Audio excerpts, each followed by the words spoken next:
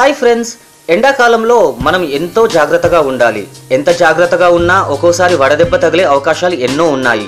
So వడదెబ్బ తగలకుండా ఉండాలంటే మనం ఏం చేయాలి, చేయాల్సిన పనులేంటి, ఎలా చేయాలి, వాటి చిట్కాలేంటో ఇప్పుడు మనం తెలుసుకుందాం. మనము ఎప్పుడు బయటికి వెళ్ళినా మన వెంట నీరు ఉంచుకొని పొట్ట ఖాళీగా ఉన్నప్పుడల్లా గంటకు 1 లేదా 2 లేదా 3 గ్లాసుల చొప్పున తాగుతూ ఉండాలి. ఎండాకాలంలో బయట నుండి ఇంటికి రాగానే పుచ్చకాయ రసం కానీ, బార్లీ జావలో పటిక బెల్లం కలిపి గాని, పటిక బెల్లం అంటే ఏమనుకుంటున్నారు, మిశ్రీ గింజలండి.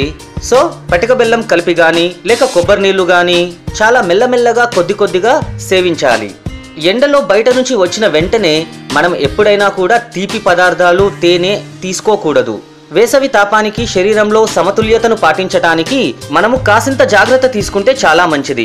ఆ జాగ్రత్తలు ఏంటంటే పండ్లు, మజ్జిగ, తేలికగా జీర్ణమయ్యే పదార్థాలను తీసుకుంటే అది శ్రేయస్కరం. ఎండలో ఉన్నప్పుడు మనందరికీ చాలా దాహం వేస్తుంది. అలా దాహం వేసినప్పుడు నీటినే త్రాగండి.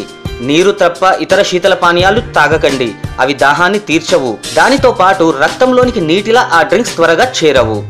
శీతల పానీయాలు, మంచు ముక్కలు అంటే ఐస్ ముక్కలు తీసుకుంటే గొంతుకు సంబంధించిన అనారోగ్యం ఏర్పడుతుంది. కాబట్టి నిమ్మరసం, మజ్జిగ, చెరుకు రసం, పుచ్చకాయ, కొబ్బరి బొండాలు చాలా మేలు చేస్తాయి. ఎండాకాలంలో ముఖ్యంగా మనం తీసుకోవాల్సిన జాగ్రత్త మన దుస్తులు. ఎండ వేడిని తట్టుకోవడానికి వదులైన తెలుపు రంగు దుస్తులు ధరించడం చాలా మంచిది. వేసవిలో నలుపు రంగు దుస్తులు, మందంగా ఉన్న దుస్తులు ధరించడం మానేయాలి. ఒకవేళ ఎవరైనా వడదెబ్బకు గురై ఉంటే వడదెబ్బకు గురైన వారిని తడిగుడ్డతో శరీరమంతా రుద్దుతూ ఉండాలి. చల్లని అంటే ఐస్ నీటిలో బట్టను ముంచి శరీరమంతా తుడవాలి. మన ఇళ్లలో కూడా గది ఉష్ణోగ్రత తగ్గే విధంగా కిటికీలు, తడికలు, తడి దుప్పట్లు కట్టాలి.